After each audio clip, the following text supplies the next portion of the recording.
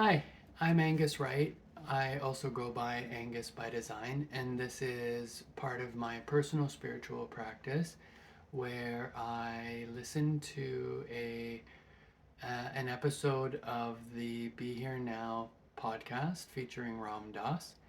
I write down some quotes in my journal, and then I do reflection. I pull an animal oracle card in order to use for personal reflection.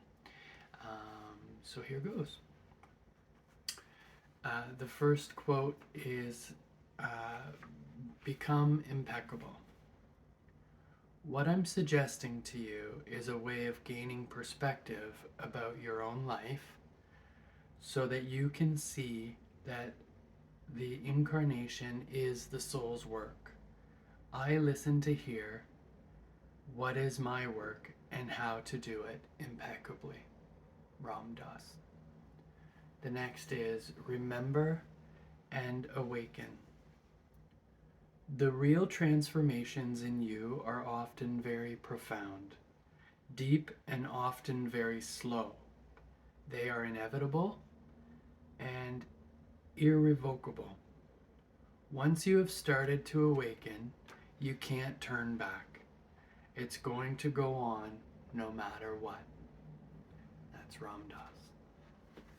The next is little reminders. So you look around for community of other people who are on the same journey with you because you want to hang out with them. The predicament is that the spiritual aspect of yourself isn't nearly evident or pronounced as the physical material aspects. You are much more aware of a pain in your knee than your soul. You are much more aware of the hunger in your belly than you are aware of your hunger for God or Goddess. You're much more aware of your bills unpaid than you are of your karma. And what we're talking about now is a shift of perspective of life so that you begin to look at your life from a spiritual vantage point. Ram Dass. And then reflecting and not reacting.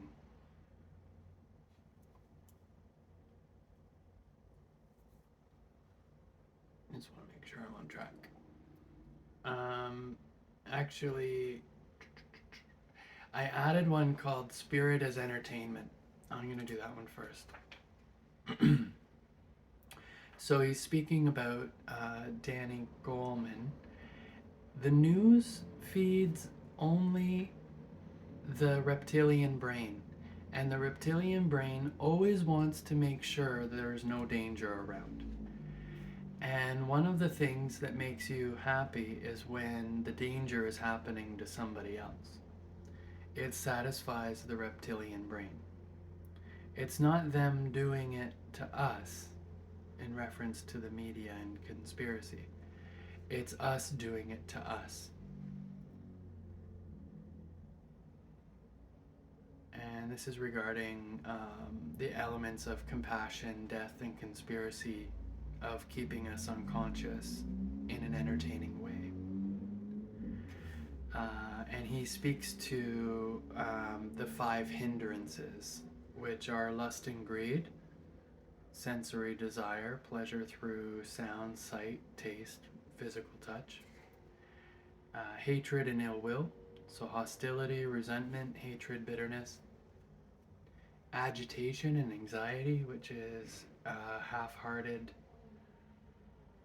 worry and restlessness, sloth and torpor, which is half-hearted actions, little effort and concentration, and doubt, which is a lack of trust and conviction. He speaks to create a life for yourself that helps you remember, so things like books, tapes, and items that remind you of spiritual life. And he advises to grab a book, read a paragraph, and reflect on it for 15 to 20 minutes to gain perspective of your life every day. Truth waits for eyes unclouded by longing. And then the next one is reflecting, not reacting. So you keep reflecting about who you are and listening inward and inward and inward to find the deeper truth of your being. It's a very simple, mechanical thing to do. He speaks to cultivating a witness. You are like a mechanical automation, and the newspaper knows it and runs up a certain headline you'll salute. The ads are designed for you, for just you. Certain ads will awaken your guilt, certain ads will awaken your fear, and they'll play up on you as you become more reflective. You move from being reactive to being responsive, which means that there is a moment between the input and the response. What happens in the world acts upon you, and then if you are totally on automatic, you give a reaction that is habitual and learned, probably what your mother did to you and your father did to you and all of that stuff. And then little reminders, which I think I already talked about. So you look around for the community of other people who are on the same journey with you because you want to hang out with them. The predicament is that the spiritual aspect of yourself isn't nearly evident or pronounced as the physical material aspects. You're much more aware of a pain in your knee than you are your soul. You are much more aware of the hunger in your belly than you are aware of your hunger for God or Goddess. You're much more aware of your bills unpaid than you are of your karma. And what we're talking about now is a shift in perspective of life so that you begin to look at your life from a spiritual vantage point. And then I wrote down the words retreat, refurbish, and reinvest in speaking to what we fill our time with and the choices we make. So that was a lot, which is wonderful, and it gives a lot to reflect on. So this card, I'm just going to put my energy into it, and the episode is called Becoming Impeccable. And so that's what the focus of this reading will be.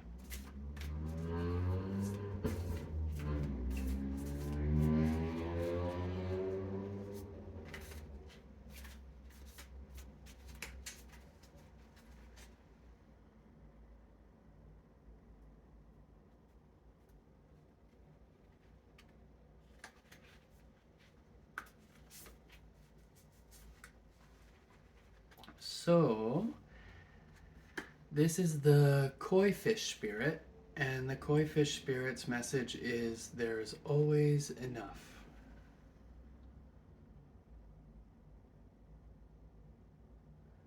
And there's always enough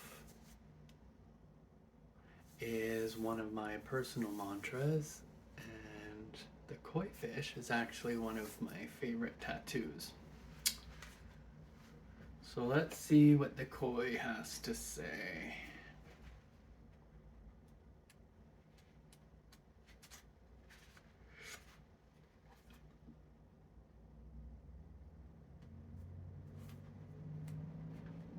So koi fish spirit, there is always enough. The oracle message. The koi fish who grows big within a small pond reminds us that within each of us is the potential for prosperity. The law of abundance ensures that prosperity is our natural state. So regardless of the temporary outside conditions, you can call in prosperity and magnetically attract the opportunities and abundance that you need. The message of koi fish spirit is to begin to generate wealth within with deliberate intention, no matter how small your pond may seem, and appreciate abundance wherever you see it. Outer conditions will come to reflect your inner prosperity. So begin to become the self who is comfortable with wealth in all forms. Even if at the moment it feels as if the riches are not yours, they soon will be. Start to envision the plenty that Spirit wants you to experience, knowing that the moment you begin to commit to conscious and deliberate co-creating, Spirit will joyfully start bringing you what you need.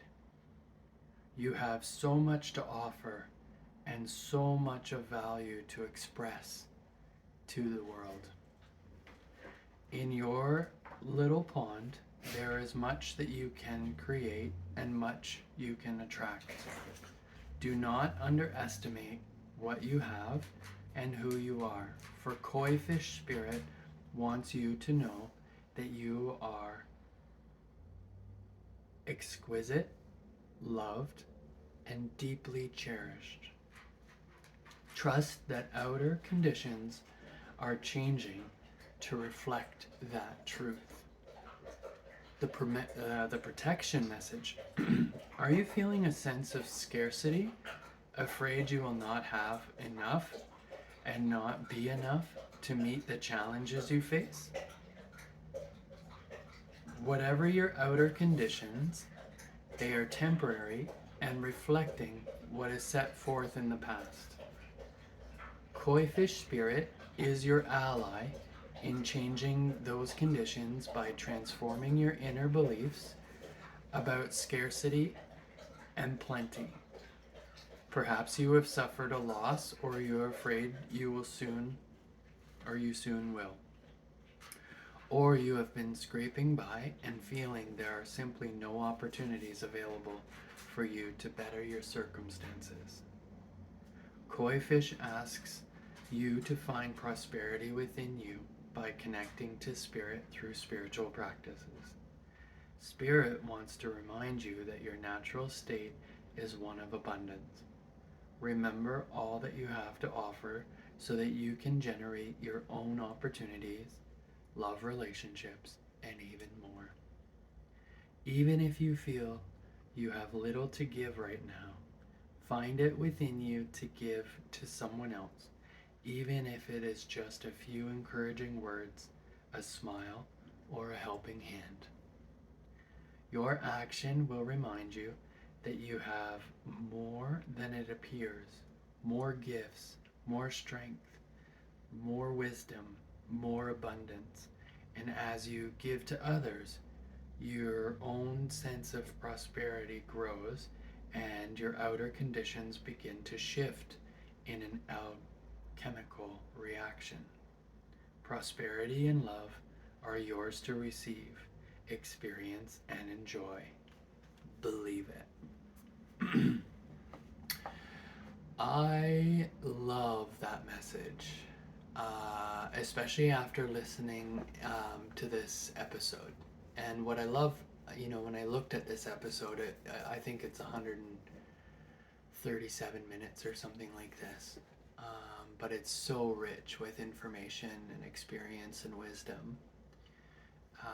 It really struck me in terms of, on a personal level, in terms of what are the things that distract us or slow us down. And I really love how this card, the koi fish, talking about there being enough, comes into play when Ram Dass is talking about how impacted we are by the things around us and the way that we perceive the world. On a personal level, that's pretty much what I need to work on a regular basis in terms of my own trauma, in terms of my own experiences and mental health.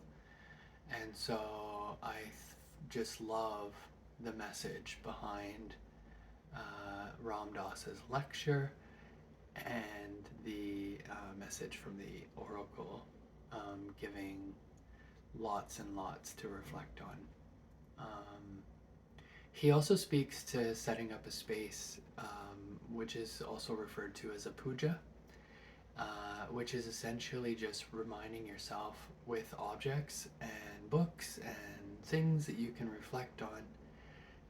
And that really speaks to me because, as part of my personal wellness recovery action planning tools and understanding and knowledge, having a wellness toolbox of items like that, goes a long way. So it's really cool to reflect on the things that we need in order to stay present, stay in today, stay now. And so, yeah, I love, love, love this message. So hopefully it speaks to you as well. And I look forward to connecting if that's what's meant to be. I'm totally reachable. Feel free to email me, contact me on the socials, leave a comment, and let me know if this reached you. So have a wonderful day. Namaste.